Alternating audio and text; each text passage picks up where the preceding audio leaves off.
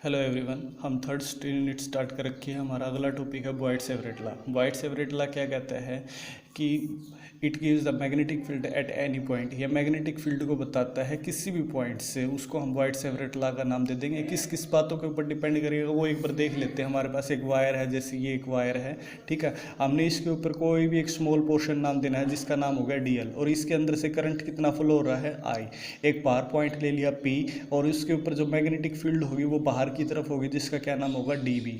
तो ओ से लेकर के पी तक की जो डिस्टेंस है वो कितनी है हमारे पास आर, और जो इसके साथ जो एंगल बना रहा है वो कितना बना रहा है थीटा, ठीक है।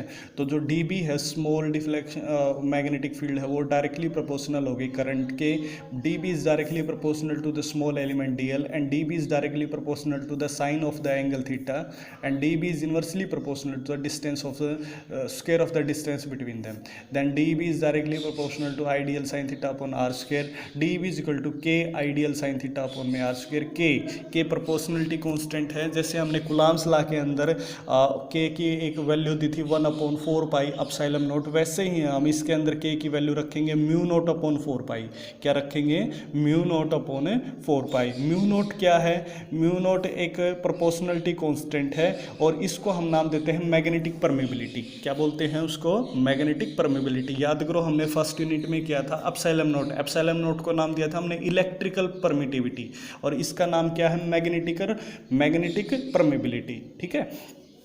और इसकी वैल्यू है 10⁻⁻7 टेस्ला मीटर पर एम्पियर। क्या है? टेस्ला मीटर पर एम्पियर। इसकी मैग्नेटिक परमेबिलिटी की यूनिट क्या है? टेस्ला मीटर पर एम्पियर, और कितनी वैल्यू है? 10⁻⁻7। और वहाँ पे देखो एप्सिलॉन नॉट की वैल्यू कितनी थी? 8.85 × 10⁻12 थी ना। वैसे ही इसकी वैल्यू कितनी है यहाँ पे? 10⁻7। इसका डायमेंशन फॉर्मूला क्या है? ml_t-2 a-2, ठीक है।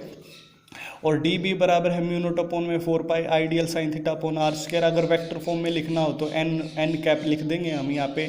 Ideal r sine theta upon n cap, r को मल्टीप्लाई करवा देंगे, आर को डिवाइड करवा देंगे, तो आर अपॉन में आर क्यूब हो गया। यहाँ पे दिखाई दे रहा है? यहाँ पे कौन था? R square. तो हमने आर से ही मल्टीप्लाई करवा दिया, आर से ही डिवाइड करवा दिया, तो आर अपॉन में आर क्यूब। तो mu naught upon 4 pi r dL into में आर। डीएल इंटू में आर को क्या नाम दे दिया हमने? डीएल साइन थीटा, ठीक है। अब कोई बताए कि हमने ये जो डी बी की ये जो डायरेक्शन ले रखी है बाहर की तरफ, वो क्यों ली है?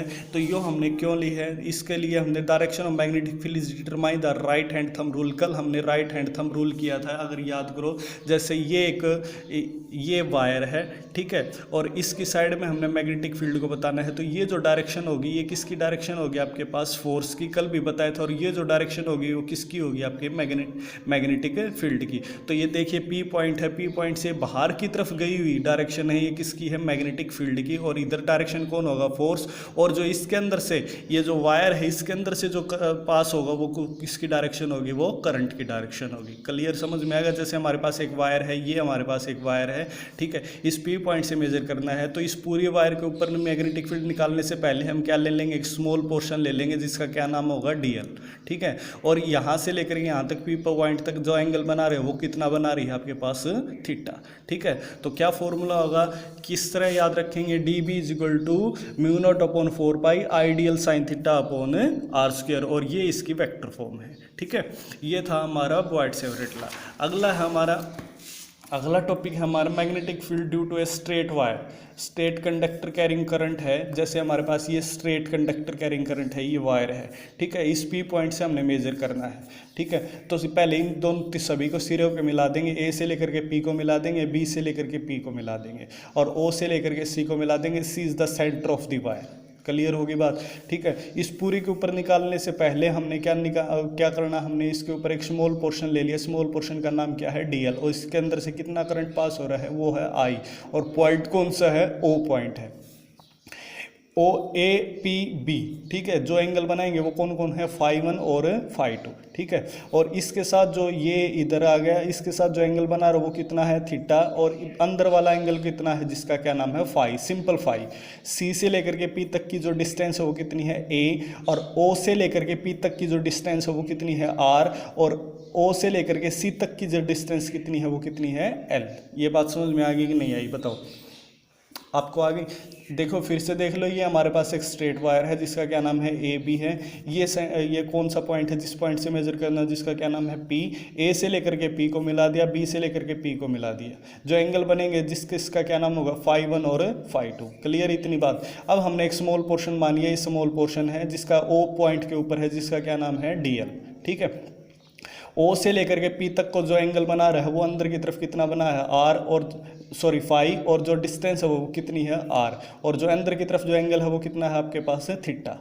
ठीक है, सी से लेकर के पी को मिला दिया तो डिस्टेंस कितनी कवर करी हमने ए। अब हमने सपोज है बॉयड्स-एवरेट लॉ क्या कहता है, डी बी बराबर mu naught 4 pi ideal sine theta upon में आर स्क्वायर। क्लियर होगी। अब हमने राइट एंगल ट्रायंगल देखनी है जिसका क्या नाम है पी ओ सी। अंदर की तरफ दो एंगल देखेंगे, कौन कौन है, थीटा और कौन है फाई। तो theta plus phi is equal to 90 degree. Right angle triangle है, थीटा की वैल्यू निकालेंगे, देखो हमारे पास थीटा है तो 90 degree minus phi. Sine 90 degree minus phi किसके बराबर होता है, कोस फाई के बराबर होता है। क्लियर होगी। अब हमने कोस फाई की वैल्यू निकालनी है इस राइट एंगल ट्रायंगल से, जिसका क्या नाम है सी ओ पी से हमने निकालनी है। तो क्या होगा आपके पास ए अपॉन में आर, आर की वैल्यू क्या आ जाएगी, इसको उठा करके इधर ले जाएंगे, ए अपॉन में कौन हो गया कोस फाई। क्लियर होगी। ठीक है, अब हमने किसकी वैल्यू चाहिए, एल की। देखो फॉर्मूले के हिसाब से देख ले, साइन थीटा निकला है हमारे पास, आर निकला है। अब हमने कौन निकालना है, डीएल। डीएल कौन है, ये आपके पास एल है। हमने सबसे पहले एल की वैल्यू निकालेंगे, तो एल की वैल्यू निकालने के लिए कौन इसका फॉर्मूला निकालना पड़ेगा हमने, टेन फाई किसके बराबर होगा, एल अपॉन में ए। एल की वैल्यू निकालेंगे तो एल बराबर है ए टेन फाई। अब हमने इस एल नीचे हमें कौन चाहिए, डीएल, तो हम इसका क्या करवा देंगे, डिफ्रेंसिएशन करवा देंगे। डिफ्रेंसिएशन करेंगे तो एल का कौन होगा, dL is equal to a tan phi का डिफरेंशिएशन क्या होता है, सेकेंड स्क्वायर फाई, और फाई का क्या होगा डी फाई। ठीक है, ये आप मैथ्स के अंदर पढ़ोगे। टेन फाई का डिफरेंशिएशन क्या होता है, सेकेंड स्क्वायर फाई, और फाई का कौन होगा डी फाई। सभी की वैल्यू किसके अंदर पुट कर देंगे, इसके अंदर। डी भी बराबर है mu naught upon 4 pi I. D L की जगह क्या पुट करें, A second square phi D phi. Sine theta किसके बराबर है आपके पास, कोस फाई अपॉन में आर स्क्वायर की वैल्यू देखें, आर की वैल्यू क्या है, ए अपॉन में कोस फाई, तो ए स्क्वायर अपॉन में कोस स्क्वायर फाई। क्लियर हो गई बात। ठीक है, जब हम इसको सोल्व करेंगे तो देखो इसको ऊपर उठा करके ऊपर ले जाएंगे कोस स्क्वायर फाई को, और 1 सेकेंड स्क्वायर फाई किसके बराबर होता है, 1 अपॉन में cos square phi. Cos square phi से कोस स्क्वायर फाई क्या कर देंगे, कैंसिल कर देंगे, तो सिंपल आ जाएगा आपके पास mu naught upon 4 pi I upon में ए कोस फाई डी फाई।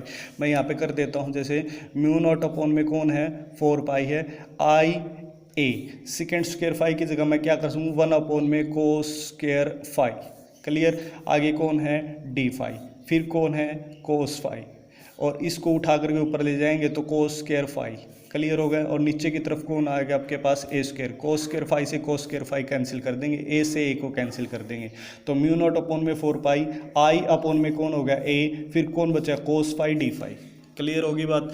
ठीक है, अब हमने क्या करना है, देखो करंट की डायरेक्शन कौन सी है, बी से लेकर के ए की तरफ है। ठीक है, और बी से लेकर के ए की तरफ अगर इधर जाएंगे तो आपके पास सबसे पहले ए से पी पॉइंट के ऊपर आएंगे तो कौन सा एंगल आएगा, φ2, और इधर आएंगे तो डायरेक्शन क्या हो जाएगी, चेंज हो जाएगी, तो किसी कौन होगा φ1।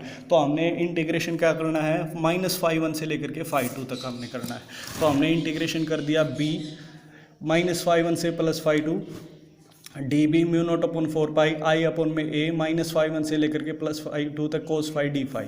म्यू नॉट अपॉन में 4 पाई आई अपॉन में कोस फाई का जो इंटीग्रेशन होता है वो किसके बराबर होता है, साइन फाई के बराबर, माइनस φ1 से लेकर के φ2 तक। ठीक है, म्यू नॉट अपॉन में 4 पाई आई अपॉन में अपर लिमिट कौन है, साइन φ2, माइनस लोअर लिमिट कौन है, साइन माइनस φ1, माइनस माइनस क्या हो जाएगा, प्लस हो जाएगा, तो mu naught upon 4 pi I upon में साइन φ1 प्लस साइन φ2, ये आपका वैल्यू है। ठीक है, अब हमने दो केस देखने हैं, तो उसमें क्या कहते हैं, φ1 और φ2 की वैल्यू अगर 90 डिग्री हो तो क्या होगा, तो साइन 90 डिग्री प्लस में साइन 90 डिग्री, साइन 90 डिग्री कितना होता है 1, साइन 90 डिग्री कितना होगा 1, 1 और 1 कितना हो गया आपके पास 2, 2 से 2 का कैंसिल कर देंगे तो mu naught upon 2 pi I upon में ए।